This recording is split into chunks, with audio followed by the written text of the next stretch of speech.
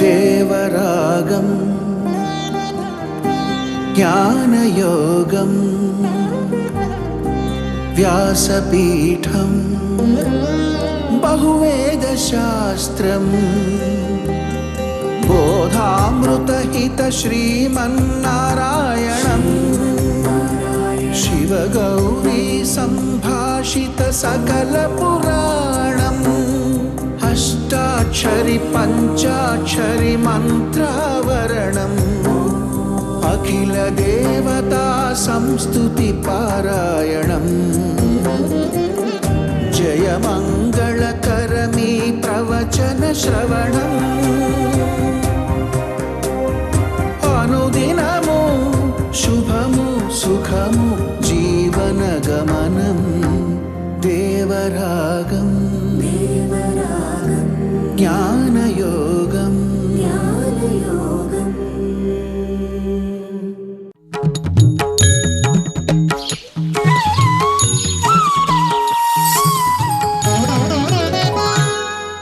ఆపదామపహర్తారం దాతారం సర్వసంపదాం లోకాభిరామం శ్రీరామం భూయో భూయో నమామ్యహం.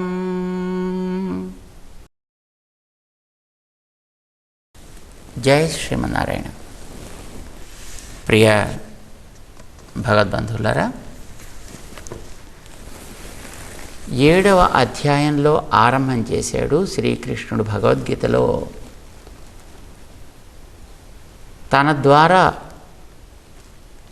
ఏదైనా పొందాలి అని అనుకునేవారు 3 రకాలుగా ఉంటారు అని. సంపదలు కోరుకునేవాళ్ళు, ఆత్మని కోరుకునేవాళ్ళు, తననే కోరుకునేవాళ్ళు అని. అందులో ఈ 3 రకాల వాళ్ళకి ఏ రకమైనటువంటి స్థితి ఉంటుంది అనేది 8వ అధ్యాయంలో ముందుగా వివరించి, వీళ్ళు సర్వేషు కాలేషు అంటే మొత్తం వారు ఉన్నంత వరకు కూడా పొందదగినదేదో దానినే స్మరిస్తూ ఉండాలి. ఇది అందరికీ సమానమే కదా. ఎవడైనా ఒకడు గోల్డ్ మెడల్ సంపాదించాలి అని అంటే ఆ గోల్డ్ మెడల్ని స్మరించుకుంటూ వాడు అభ్యాసం చేస్తే వాడు దానివైపు సరైనటువంటి దృష్టి పెట్టగలుగుతాడు, చక్కగా చేయగలుగుతాడు కూడా. అలాగే సంపదలు పొందాలి అని అనుకున్నవాడు, ఆత్మని పొందాలనుకున్నవాడు కూడా ఆ సంపదలని ఆత్మని అందించేటటువంటి వ్యక్తి తాను కనుక అది అందించే వ్యక్తిగా తన యందు దృష్టి పెట్టి దాన్ని అభ్యాసం చేసినట్లయితే, అట్లాగ తనని అనుస్మరణ చేసినట్లయితే వాడు దాన్ని అట్లాంటి స్థితిని పొందగలుగుతాడు. దీన్ని గతంలో భగవంతుడు చెప్పడం జరిగింది 8వ శ్లోకం దాకా. వాడు పరమం పురుషం దివ్యం యాతి పార్థ అనుచింతయన్. వాడు తప్పనిసరిగా అట్లాంటి ఉత్తమ స్థితిని వాడు పొందుతాడు, ఉత్తమ స్థాయిని వాడు పొందగలుగుతాడు, ఉత్తమ ఐశ్వర్యాన్ని వాడు పొందగలుగుతాడు. అది ఇచ్చేవాడిగా తనని తలవాలి. ఇది ప్రధానం. మనకి ఒక అందమైనటువంటి ప్రస్తావన ఉపనిషత్తుల్లో ఉందండి. భగవంతుడిని ఉపాసించేటటువంటి వాళ్ళు మోక్షాన్ని పొందిన తర్వాత భగవంతుడితోటి సమాన గుణములు కలవాళ్ళు, సమాన రూపం కలవాళ్ళు అవుతారు. అంటే అందరికీ కూడా చతుర్భుజత్వం వచ్చేస్తుంది, అందరికీ కూడా శంఖ చక్రాదులు వచ్చేస్తాయి. అందరూ కూడా అంత భగవంతుడి లాగానే ఉంటుంది. మరి ఇక్కడ ఒకడికి తేడా ఎట్లా అండి మనం గుర్తించడం? అందరూ ఒకే రకంగా ఉంటే అందులో ఎవరెవరు ఏమిటేమిటి అనేది ఎట్లా తెలుస్తుంది? జీవుడికి తేడా అయితే ఉంటుంది కదా. కానీ ఆ తేడాని గుర్తించేది ఎట్లా? అందరూ అష్టగుణావిర్భావం కలిగి ఉంటారు, అందరూ అప్రాకృత దివ్యదేహాలతో ఉంటారు, అందరూ ఆనందంతో ఉంటారు. మరి తేడా తెలిసేది ఎట్లా? తేడా ఉంటుందా ఉండదా? అసలు ఉంటుంది అని చెప్పారు. దేన్ని బట్టి తేడా ఉంటుంది అని అడిగారు. దానికి ఒక అందమైన సమాధానం చెప్పారు. ఉపాసన ఏది ఆధారం చేసుకుని వీడు చేస్తాడో ఆ స్థితి పొందినప్పుడు అలాంటి గుణయుక్తుడిగా భగవంతుడి వాడు సేవిస్తాడు. అంటే ఉదాహరణకి ఇప్పుడు భగవంతుడిలో అనంత గుణాలు ఉంటాయి. సౌశీల్యం ఒక గుణం, సౌలభ్యం ఒక గుణం, కారుణ్యం ఒక గుణం. ఇవన్నీ గుణాలే కదా భగవంతుడిలో. ఒకడు కారుణ్యమే ప్రధానంగా భగవంతుడిలో చూసుకుంటూ ఉపాసన చేశాడనుకోండి, అక్కడికి వెళ్ళిన తర్వాత వీడు కరుణామయుడుగా ఉండే భగవంతుణ్ణి వీడు సేవిస్తూ ఉంటాడు. అంటే భగవంతుణ్ణి సేవించేటప్పుడు కరుణారస ప్రధానంగా ఆయనని ఆకృతిని దర్శనం చేసి వీడు చేసే సేవలన్నీ దానికి తగ్గట్టుగా చేస్తాడు. ఒకడు సౌశీల్యాన్ని ప్రధానంగా చేసుకుని ఉపాసన చేశాడు అనుకోండి, రాముడిని ఉపాసన చేశాడు అనుకోండి, ఇంకా సౌశీల్యం రాముడికి ప్రధానమైనటువంటి గుణం. అప్పుడు వీడు అక్కడ భగవంతుణ్ణి ఆ సుశీలత అనేటటువంటిదే ప్రధానంగా ఉండే ఆకృతిని దర్శించి దానికి తగ్గ సేవలేవో వీడు చేస్తుంటాడు. ఒకడు భగవంతుడిలో సులభతని ప్రధానం చేసుకుని ఉపాసన చేశాడు అనుకోండి, వీడు ఆ భగవంతుని పొందిన తర్వాత భగవంతుడిలో ఉండే మిగతా గుణాలన్నీ ఉన్నప్పటికీ కూడా సులభత అనేది ప్రధానంగా ఉండేటట్లుగా ఆ భగవంతుడి యొక్క స్వరూపాన్ని చూసి అక్కడ వీడు సకల సేవలు చేస్తుంటాడు. ఇది వేదం యథాకృతరస్మిన్లోకే పురుషో భవతి తదా ఇతః ప్రేత్య భవతి. ఎలా ఇక్కడ ఉపాసన చేస్తాడో అలానే అక్కడ ఆ భగవంతుని వీడు పొందుతాడు అని చెప్పడంలో తాత్పర్యం అదన్నమాట. అంటే జీవులు అందరూ ఒకే రూపంలో ఉన్నప్పటికీ కూడా వారి వారి ఉపాసనలు వేరువేరుగా ఉంటాయి కనుక ఉపాసనానురూపమైనటువంటి సేవ, ఉపాసనకి అనురూపమైనటువంటి ఆకృతి భగవంతునిది, దానికి తగ్గ సేవ వీడక్కడ అర్పిస్తూ ఉంటాడు. కనుక ఉపాసనలు అందరివి వేరువేరే ఉంటాయి. అంచేత భగవంతుణ్ణి అనేక రకాలుగా వాళ్ళు సేవిస్తూ ఉంటారు. అలా మనకి జీవుల మధ్య తేడా తెలుస్తూ ఉంటుంది. అక్కడ ఆనందంలో తేడా ఉండదు, ఆకృతులలో తేడాలు తెలుస్తూ ఉంటాయి అని మనకి సమన్వయం తమాషాగా చేసి మన పెద్దలు చెప్తూ ఉంటారు. అట్లాగే భగవంతుణ్ణి ఐశ్వర్యం కోరి ఉపాసన చేసేటువంటి వాడు, ఆత్మని కోరి ఉపాసన చేసేవాడు ఎలా ఎలా ఉపాసన చేస్తే వాడు ఐశ్వర్యాన్ని పొంది భగవత్ సేవ చేసుకుంటూ ఉంటాడు. వాడికి కావాల్సిన ఐశ్వర్యమే, భగవంతుడు కాదు. అంచేత భగవంతుణ్ణి వాడు ఐశ్వర్యప్రదాతగా వాడు ఉపాసన చేయాలి. ఎలా? దానికి ఒక పెద్ద చక్కటి అభ్యాస ప్రక్రియకి సంబంధించినటువంటి శ్లోకాలు భగవంతుడు 10-9 శ్లోకాల్లో మనకి చెప్తున్నాడు. ఈ ఉపాసన మనం కూడా చేసినట్లయితే తప్పకుండా మనం కూడా అట్లాంటిది పొందగలుగుతాం సుమా. జాగ్రత్తగా వినండి. కవిం పురాణం అనుశాసితారం అనోరణీయాంసం అనుస్మరేత్యః సర్వస్య ధాతారమచింత్య రూపం ఆదిత్యవర్ణం తమసః పరస్తాత్ ప్రయాణకాలే మనసాచలేన భక్త్యా యుక్తో యోగబలేన చైవ భ్రువోర్मध्ये ప్రాణమావేశ్య సమ్యక్ సతం పరం పురుషముపైతి దివ్యం. అందమైనటువంటి సాధనా ప్రక్రియ మనకి భగవంతుడు అనుగ్రహిస్తున్నాడు. ఏమిటది? భగవంతుడిని సంపదలు ఇచ్చేవాటే ఇలాంటి సంపదలు ఇవ్వాలి అని ఉపాసన చేస్తే అలాంటివే వస్తాయి. ఏమేమిటి ఇచ్చేవాడిగా ఉపాసన చేయాలి? మంత్రాలని చెప్తున్నాడు మనకి. వాటిని మంత్రాలుగా మార్చి ఉపాసన చేస్తే తప్పకుండా అలాంటి ఐశ్వర్యాలు మనం కూడా పొందగలుగుతాము. ఏమిటి ఆ మంత్రాలు? అందులో మొట్టమొదటిది కవిం పురాణం అనుశాసితారం అనోరణీయాంశం అనుస్మరేత్యః. యహ ఎవడైతే, ఇందులో రిస్ట్రిక్షన్స్ ఏం పెట్ల, చదువుకున్నవాడు చదువుకోనివాడు, ఏదో పైసలు ఉన్నవాడు పైసలు లేనివాడు, ఏదో జాతి కులం ఉన్నవాడు అది లేనివాడు. అనుస్మరేద్యః ఎవడైతే ఇలాగా అనుస్మరణము చేస్తాడో, స్మరణము కాదు అనుస్మరణము చేస్తాడో. అనుస్మరేద్యః గతంలో చెప్పాడు మనకి. ఎలాంటి ఉపాసన అనుస్మరణము చేయాలి? అందులో మొట్టమొదటిది కవిం. కవి అనంటే ఏదో రవి కాంచని దానిని కవి కాంచును అని అంటుంటారు కదా. అంటే సూర్యుడు ఏదైతే చూపిస్తాడో అవన్నీ మామూలుగా అందరూ చూడగలుగుతారు. అలాగ సూర్యుడు చూపించే ప్రపంచంలో కనిపించనివే ఉంటాయో అలాంటి వాటిని కూడా చూడగలిగేటటువంటి యోగ్యత కవికి ఉంటుంది అని అంటారు మనకి. అంటే కవి గొప్ప దృష్టి కలవాడు అని అర్థం. దూరదర్శి. దూరదర్శి సర్వదర్శి కూడా.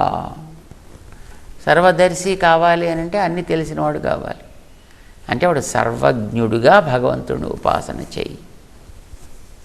భగవంతుడు నువ్వు సర్వజ్ఞుడిగా ఉపాసన చేస్తే నీకు ఆయన సర్వజ్ఞత్వాన్ని ఇస్తాడు. ఎలా ఉపాసన చేస్తే అట్లాంటిదే మనం పొందుతాం. ఆయన అద్భుతమైన గుణాలు కలవాడని ఉపాసన చేస్తే నీకు మంచి మంచి గుణాలు వస్తాయి. నిర్గుణుడు అని ఉపాసన చేస్తే నీకు నిర్గుణత్వమే సిద్ధిస్తుంది. ఆయనకి దివ్యమైనటువంటి సౌందర్యం కలవాడిగా, ఆయన దివ్యమంగళ విగ్రహ ఆకారుడిగా నువ్వు ఉపాసన చేస్తే దివ్యమంగళ విగ్రహాన్ని పొందేటువంటి స్థితి నీకు కలిగిస్తాడు. ఆయన నిరాకారుడిగా భావిస్తే మనకి సిద్ధించేది అలాంటిది చెప్పటానికి అనువు కానటువంటి ఆకారం లభిస్తుంది.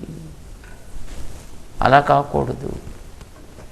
కనుక మంచి జ్ఞానం కలవాడు, మంచి దృష్టి కలవాడు, అన్నిటినీ తెలుసుకోగలిగినవాడు, అన్నిటినీ చూడగలిగినవాడు అని ఉపాసన చేయండి. మనకు కూడా అన్నిటినీ చూడగలిగే, అన్నిటినీ తెలుసుకోగలిగేటువంటి యోగ్యత ఆయన ప్రసాదించును. ఇది మొట్టమొదటి ఫస్ట్ మంత్రం చెప్పారండి మనకి. కవిం, కవి. అయితే దీన్ని ఉపాసన చేయాలంటే దీని ఒక మంత్రం కింద మనం మార్చుకోవాలి. మరి ఎలా మార్చుకోవాలి? ఓం కవయే నమః ఒక మంత్రం. ఇది ఇలా ఉపాసన చేయాలి. ఇది ఒకటే కాదు, ఇందులో ఇంకా చాలా మంత్రాలు ఉన్నాయి. ఈ మంత్రాలన్నిటినీ కలిపి ఒక శ్లోకంలో ఆయన మనకి అనుగ్రహించాడు. ఒకటి రెండు చెప్తాం, మిగతా మనం భావించుకుందాం. ఒకటి మొట్టమొదటిది దాంట్లో కవి, చూపు కలవాడు. చూపు అనగానే ముందా వెనకన వర్తమానానిక, అంటే మూడిటికి తగినటువంటి చూపు కలిగినవాడు. అంటే భూతకాలాన్ని గమనించగలిగినవాడు, భవిష్యత్తుని ఊహించగలిగినవాడు, వర్తమానానికి ఆ రెంటిని సమన్వయం చేయగలిగినవాడు కూడా. అలాంటి వాడినే మనం కవి అని అంటాం. వాడినే ఋషి అని కూడా అంటారు. అలాంటి వాడినే ఆర్యుడు అని కూడా అంటారు. ఇవన్నీ పర్యాయ పదాలు, అర్థాలు వేరు కానీ తాత్పర్యం ఒకటే. వాడు కవి, మంచి చూపు కలవాడు, అన్నిటినీ చూపుండి వస్తువుని గుర్తించడం చేత కాకపోతే లాభం ఏంటండి? నేను చూస్తున్నాను కానీ అదేమిటో నాకు తెలియదండి అంటే మళ్ళీ దానివల్ల మనకు ఉపయోగం ఏం లేదు. చేత చూపు ఉంది అని అంటే వస్తువుని గుర్తించే శక్తి కూడా ఉంది అని అర్థం, జ్ఞానం ఉన్నది అని అర్థం. ఆ జ్ఞానానికి ముందు వెనక ఏ రకమైనటువంటి కండిషన్స్ పెట్ల, అంటే దానికి ఉపపదాలు కానీ ఏదో పరిచయాలు కానీ చేర్చలేదు. ప్రిఫిక్సెస్ సఫిక్సెస్ అనేవి లేకుండా ప్రయోగించాడు కవి. అంటే అన్నిటినీ సర్వమును చూడగలిగినవాడు, సర్వము తెలుసుకోగలిగినవాడు అవుతాడు. అలా అయినవాడు భగవంతుడు ఒక్కడే. అది కలవాడుగా ఆయన నువ్వు ఉపాసన చేస్తే నీకు అలాంటి యోగ్యత కలిగేటట్టుగా ఆయన చేస్తాడు. భగవంతుడి దగ్గర మనం ఇది చెప్పడం దానికి అండర్ స్టేట్మెంట్ అవుతుందండి. లోకంలో ఉండే ఎవరి దగ్గరైనా మనం ఇలాంటి స్తోత్రాలు చేస్తే అది లేనిది పట్టుకొచ్చి ఆరోపించడం అవుతుంది. ఎందుకంటే లోకంలో ఉండే వాళ్ళంతా తత్కాలం ఏదో కలిగిన వాళ్ళే. వాళ్ళకి ఎంతకాలం ఉంటుందో అది మనకి తెలియదు, అది మళ్ళీ ఎప్పుడు పోతుందో తెలియదు. భగవంతుడికి అట్లాగా మధ్యలో ఎప్పుడో రావడం, మధ్యలో అది మళ్ళీ పోవడం అనేటటువంటిది ఉండదు. ఆయనకి అది శాశ్వతం. ఆయనకి శ్రీ సంబంధం అనేటటువంటిది శాశ్వతం. అది ఎప్పుడు కూడా ఆయన వదిలిపెట్టి ఉండేది కానే కాదు. కనుక ఆయనకి అది సతతము ఉంటుంది, నిత్యం. అది అంచేత ఆయన విషయంలో మనం చేసే స్తోత్రం అయితే ఎంత చెప్పినా ఉన్న దాంట్లో కొంత మనం చెప్పినట్టే. కానీ లోకంలో వాళ్ళ విషయంలో మనం ఎంత చెప్పినప్పటికీ కూడా అసలు ఇంత చెప్పినా అది వాళ్ళకి పడదండి. ఎందుకంటే వాళ్ళకి సహజం కాదు అది. ఇవన్నీ అసహజం, లోకంలో వచ్చిన కర్మ వల్ల వచ్చినవి. మళ్ళీ కర్మ పోతే ఇవన్నీ కూడా జారిపోతాయి. వాడు ఎంతో గొప్ప రాజ్య అధిపతి అయినా కొంతకాలం వాడికి రాసిపెట్టి ఉన్నంతవరకు ఉంటుంది. అది కాగానే వీడికి ఇది పోతుంది. ஒரு நாயகமாய் ஓட உலகுடன் ஆண்டவர் கருணாய் கவர்ந்த காலர் சிதகிய பானையர் பெருநாడు కాణ ఇమ్మయిలే పిచ్చేదాం కొల్వర్ అంటారు మన ఆళ్వార్లలో. నమ్మాళ్వారు అనేట మహానుభావులు. వాడు ఒకనాడు మొత్తం లోకాలన్నిటినీ కూడా ఏకఛత్రాధిపతిగా పరిపాలన చేసిన వాడైనా వాడికి ఆ రాత పూర్తి కాగానే మళ్ళీ వాడు బిచ్చగాడవుతాడు. ఎలాంటి బిచ్చగాడైనా మళ్ళీ వాడు అలాంటి వాడు కావచ్చు. కనుక ఇవి శాశ్వతంగా ఉండేవి కావు. ఇవి ఎప్పుడు కూడా తరంగాల్లాగా మారుతూ ఉండేవి మాత్రమే. కనుక ఇలాంటి వాడిని మనం నువ్వు ఇంతవాడివి అంతవాడివి అని మనం అన్నామంటే వీడిలో లేనిది ఎక్కడి నుంచో తెచ్చి వీడి మీద ఆరోపించి మనం చెప్పడమే అవుతుంది. భగవంతుడి విషయంలో మనం ఎంత చెప్పినా ఉన్న దాంట్లో ఏదో ఒక బిందువు మాత్రం అని చెప్పినట్టే అవుతుంది తప్ప అందులో అది పూర్తి అవ్వడం అనేది ఉండదు. అది ఆయన యొక్క లక్షణం. అది సో మనకి మొట్టమొదటి తెలియవలసినటువంటి మంత్రం ఏది, అందులో ఎలా మనం ఆయన నుంచి మన యొక్క సంపదను మనం పొందదలుచుకుంటున్నాము అంటే ఎంత చూసినా ఇంకా చూడదగినట్టుగా, ఎంత అనుభవించినా ఇంకా అనుభవించదగినట్టుగా, ఎంత ఖర్చు చేసినా ఇంకా ఎంతో ఉండేటటువంటి సంపద, తత్సంబంధమైనటువంటి జ్ఞానము, వాటిని వినియోగించడంలో ఉండాల్సినటువంటి ఒక దృక్పథము, ఒక దృష్టి, ఇవి మనకి మంచిగా కావాలి. అంటే సాధారణంగా సంపద వస్తుందనుకోండి, కళ్ళు ఇక్కడి నుంచి ఇక్కడికి ఎక్కేస్తాయి. అంటే నడమంత్రపు సిరి అంటుంటారు కదా, వాడు యుక్త విచక్షణని కోల్పోతాడు. ఏదేదో చేస్తుంటాడు, ఎలాగెలాగో చేస్తుంటాడు. అలాగా కాకూడదు. అలా ఎవరికైతే అయిపోతుందో వాడికి సరైనటువంటి దృష్టి లేదు అన్నమాట కదా. ఆ సరైన దృష్టి ఏర్పడితే వాడు వ్యర్థంగా దాన్ని వినియోగించడు, వ్యసనాల బారికి వాడు పోడు. కనుక మంచి దృష్టి కలిగిన వాడు అయితేనే సంపదలకి సార్థకత ఏర్పడుతుంది. అక్రూరుడికి ఒకసారి భాగవతంలో మణి దొరికిందండి, స్యమంతక మణి దొరికింది ఆయనకి. బుద్ధిమంతుడు, కానీ తను చేసిన పని వల్ల అక్కడి నుంచి పారిపోవాల్సి వచ్చింది. పారిపోయి ఎక్కడో కాశీలో కూర్చున్నాడు. కానీ సంపదలు ఇస్తోంది కనుక వాటిని దాచుకుందామని అనుకోలే, ఖర్చు పెట్టడం ప్రారంభించాడు. రోజు ఎంతమంది వస్తే అంతమందికి భోజనం పెట్టు. వేల మంది ప్రతిరోజు భోజనం చేసేవాడు. అంత సంపద, ఆ మణి ఇచ్చినటువంటి సంపద అని మనకి చెప్తుంటారు భాగవతంలో. అట్లాగా వీడి దగ్గర ఉండేటటువంటి దాన్ని వీడెప్పుడు కూడా లోకానికి అందిస్తూ ఉంటాడు, వినియోగిస్తూ ఉంటాడు, ఆనందిస్తూ ఉంటాడు, పంచుతూ ఉంటాడు, ఆనందిస్తూ ఉంటాడు, పంచుకుంటూ పెంచుకుంటూ ఉంటాడు. కవిం, ఇది మొదటి మంత్రం అండి. ఇక రెండవది ఉపాసన చేయవలసినటువంటి అభ్యాస యోగయుక్తుడు కావటానికి చెప్పాల్సిన రెండవ పదం చెప్తున్నాడు, పురాణం. పురాణం, భగవంతుడు పురాణుడు అంటే ఎప్పుడు కూడా మాయని వాడు, ఎప్పుడు కూడా మార్పు రానివాడు. పురాపి నవం అని అంటారు. అంటే ఎప్పటికీ ఏకరూపంలో ఉండేవాడు ఆయన. మనుషులు అనుకోండి, ఎప్పుడు వీళ్ళకి ఒక రూపం ఉండదు. ఒకరోజు వాడు సీరియస్గా ఉంటాడు, ఒకరోజు మూడీగా ఉంటాడు, ఒకరోజు ఆనందంగా ఉంటాడు, ఒకరోజు సారోఫుల్గా ఉంటాడు. ఏ రోజు ఎలా ఉంటాడో వాడికి తెలియదు, పక్కవాడికి తెలియదు. ఏ క్షణంలో ఎలా ఉంటాడో వాడికి తెలియదు. వాడికి ఎంచేత ఎప్పుడు ప్రమాదం అలాంటి వాళ్ళ దగ్గర. కానీ భగవంతుడు అట్లా ఉండడు. ఆయన ఎప్పుడు కూడా ఏషహ్యేవానంద యాతి, ఎప్పుడు కూడా ఆనందింపచేయడం తన లక్షణం అన్నట్టుగా తానెప్పుడు కూడా ఆనందం అనుభవిస్తూ ఉంటాడు.